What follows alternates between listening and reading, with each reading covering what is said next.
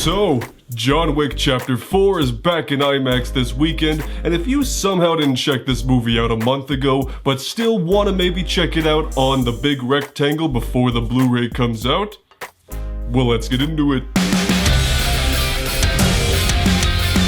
Hello friends, and welcome back to the Brockopp side, a place to live, talk, and buy movies. And yes, before we get right into the review, I do want to mention the fact that, well, this movie did come out over a month ago, and I know that a lot of you out there were expecting a review, a month ago, but sadly, I did not deliver, and for that, I'm truly sorry. But now, I'm thinking I'm back. Talking about the movie itself, I still think John Wick Chapter 3 is my favorite movie of 2023, so far, and my favorite John Wick movie out of all four. This is one of those franchises where I feel like each and every installment just outdoes itself every single time, but with this one, everything is just cranked up to 11. But I don't want to be the only one babbling my opinion, so I know a lot of you have seen this movie, so go ahead and comment down below your thoughts on John Wick Chapter 4. Did you like it? Did you dislike it? And which one is your favorite John Wick? But anyway, let's keep going. It is nearly 3 hours of almost non-stop action that pushes the envelope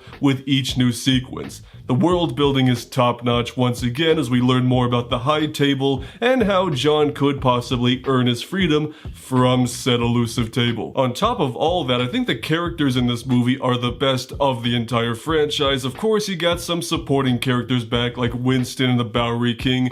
Both are fantastic as usual, but we got a lot of great new assassin characters especially, all of which could arguably lead their own spin-offs if they wanted to, but hands down my favorite was Donnie Yen as Kane, who is this old friend of John's. Their dynamic was absolutely fantastic, being these two war-torn friends who are pitted against each other but really long for peace, but deep down they know that they probably will never get that. Bill Skarsgård as the Marquis, the main villain of the movie, whose only real crime was being French. That was just a joke, please do not excommunicado me. And I know the movie has been out for over a month now, but I won't spoil anything for you just in case.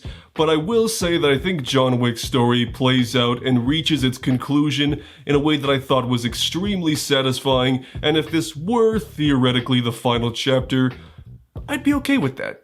I'd love to see more, but if this is the way things end, so be it. But with all that said, how does the latest Keanu Reeves-induced ass-kickery look on the big rectangle? Yeah, that's what I'm calling IMAX now. Hashtag the big rectangle.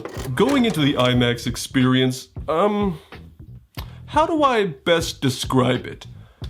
Do you ever just witness something so glorious and think to yourself, I made a really good decision today? Getting real quick into the technical side, this movie was shot on the Arri Alexa LF, which is on the short list of IMAX approved cameras, so dem images are gonna pop, yo. I could sit here all night and gush over how amazing each and every action sequence looked on the big rectangle, whether it's the standard rave fight we get with each of these movies, or the amazing climactic final battle with fire-breathing gunshots and a whole lot of stairs. If you've seen the movie, you know what I'm talking about. Those all look amazing, but I think the IMAX sells even better because of the beautiful production value. There are so many sweeping locations like Paris, Germany, with great giant cathedrals. Every scene in this movie is just beautifully shot, and the big rectangle gives you a chance to just soak it all in. The one little caveat with the IMAX though is that it stays in the 2:3:9 aspect ratio throughout the entire thing, so it doesn't ever fully fill up the IMAX screen, which usually would bother me, but with just how incredibly visually striking this movie is, I really do not care this time around. It looks that good. Also, the sound design. The IMAX is not frickin' around there either. I mean, the first shot of the entire movie is a close-up of John Wick just punching a wooden board over and over again, where you just feel the sonic boom of those impacts, while Lawrence Fishburne is just in the background doing some grandiose narration of sorts, while the frickin' dojo just lights up on fire in such a cool, badass way. It is that level of auditory goodness for nearly 3 hours. Need I say more? Overall, John Wick Chapter 4 is a masterclass of action filmmaking that delivers incredible stunt work and a compelling story that never lets up for a second. As for the IMAX itself, I would say that yes, 100% absolutely. If you haven't seen it in IMAX yet, you've got until the end of this weekend to go do that, but we probably will be getting the 4K Blu-ray within the next month or so, but still, nothing beats the big screen. So for the movie itself, I'm going to give it a gold unboxing machete, and for the IMAX experience, I'm going to also give that a gold unboxing machete. But if you want to see another cool IMAX review from me, I got just the thing right here. Otherwise, subscribe if you live talking by movies, and we'll see you on the Brockopp side.